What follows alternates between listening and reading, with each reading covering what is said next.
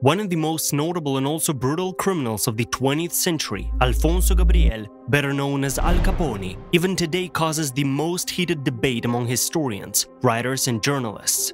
On the one hand, he is presented almost in the role of a patron of the arts, thanks to whom tens and hundreds of lives may have been saved from literal starvation. And on the other hand, he acts as a ruthless executioner, on whose account, according to many different estimates, from 200 to 700 cold-blooded homicides. And about this man, Alfonso Gabriel, or better known as Al Capone, we will talk in this episode, so keep watching till the end. Secret Chronicles here, let us begin.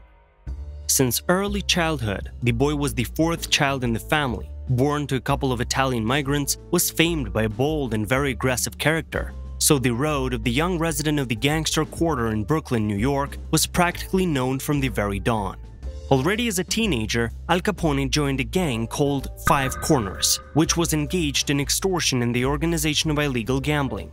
The future head of the criminal syndicate committed his first murder at the age of 14, killing a school teacher. In accordance with Italian traditions, which were extremely prominent among New Yorkers of Italian origin, the young and promising man was taken under his wing by a very big figure in underworld himself, known in the mafia world as Papa Johnny or Fox, who became the so-called theorist of the Cosa Nostra. It was Giovanni Torrio who decided that New York should be removed because the number of criminal gangs in the city was off scale and the competition was so fierce that the constant bloody showdowns did not justify the rewards received from criminal activity. So the organization of Giovanni Torrio in 1918 ended up in Chicago. Al Capone took this move with easy smile, especially since by that time he had already had 2 murders, and the police sooner or later would have gone on the trail of a violent, disobedient kid.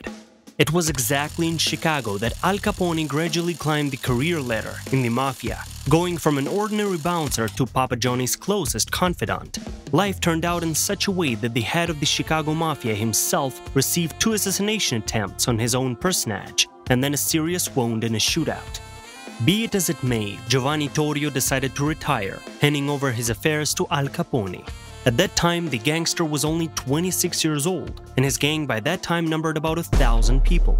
The weekly income from criminal activity was about $300,000, which was simply an absurd amount of money.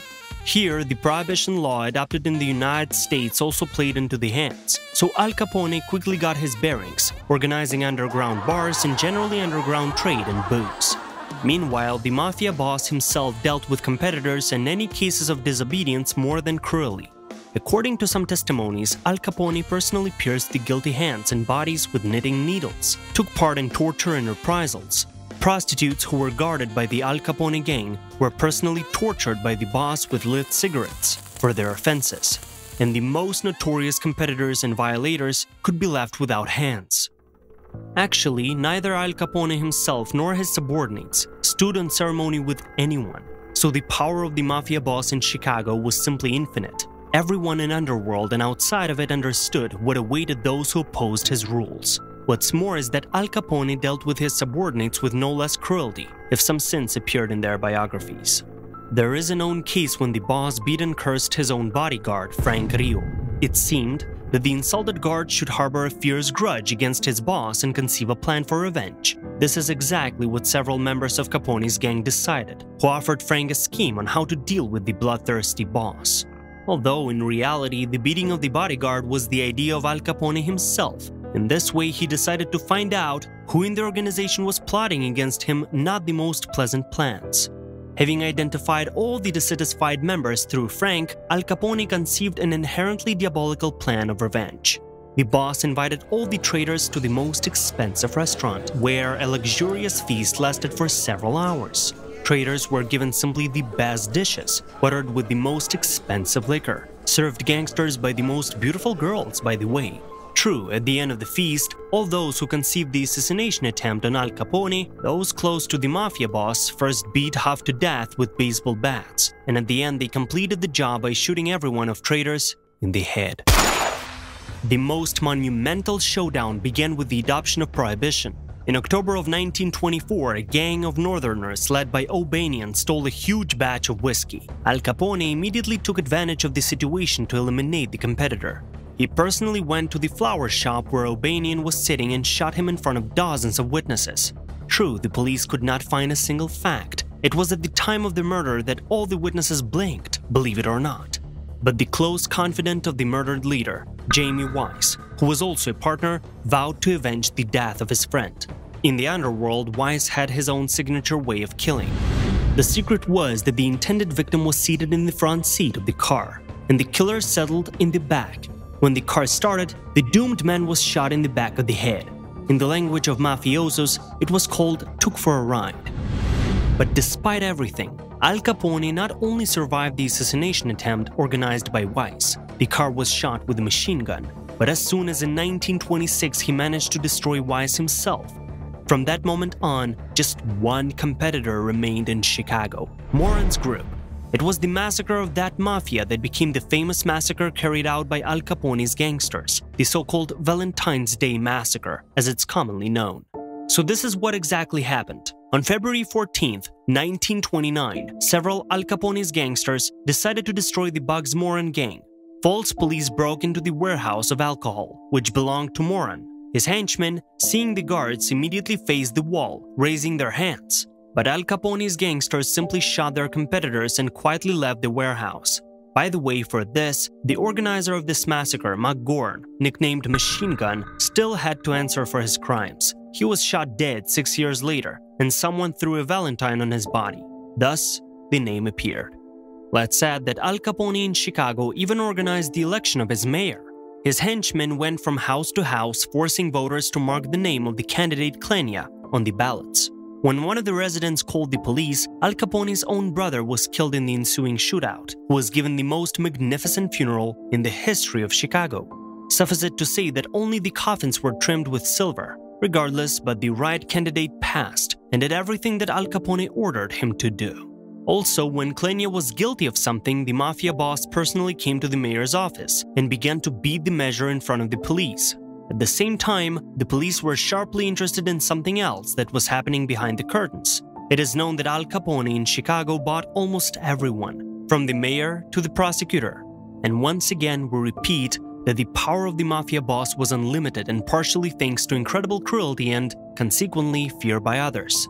It has already been said how Al Capone dealt with his bandits who made a mistake, and even more so, the case with the bats, as it turns out, according to various sources, was not the only one.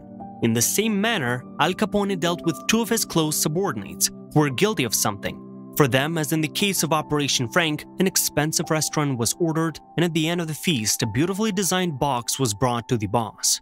Taking out a bat from there, Al Capone personally crushed the heads of hapless gangsters. All things considered, Al Capone voiced his principles in several catchphrases that speak for themselves.